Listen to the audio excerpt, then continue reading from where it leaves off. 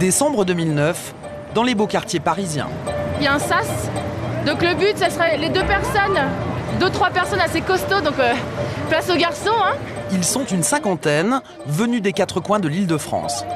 Tous travaillent pour Téléperformance, le leader français des centres d'appel. Ils sont les voix du téléphone.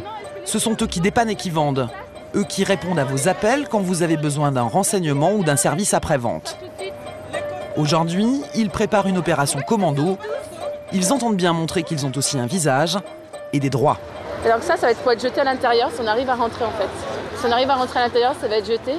Sachant que le but, c'est qu'on arrive à obtenir une délégation qui puisse rencontrer la direction. C'est parti ? La cible, ce n'est pas leur employeur direct, Téléperformance, mais l'un de ses plus gros clients, Vivendi.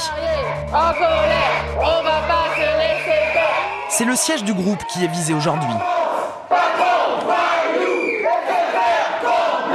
Vivendi est l'actionnaire principal de SFR. La marque de téléphone mobile fait appel à des sous-traitants pour vendre ses abonnements. Ces salariés de Téléperformance s'en chargent toute la journée.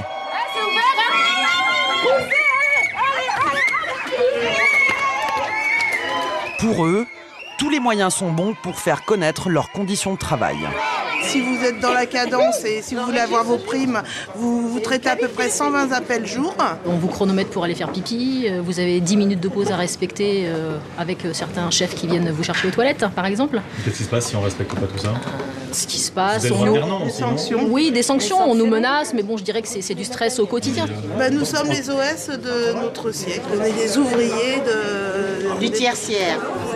Ils sont 260 000 en France, 5 fois plus qu'il y a 10 ans, à décrocher le téléphone toute la journée. Des centaines d'appels quotidiens pour un SMIC à la fin du mois.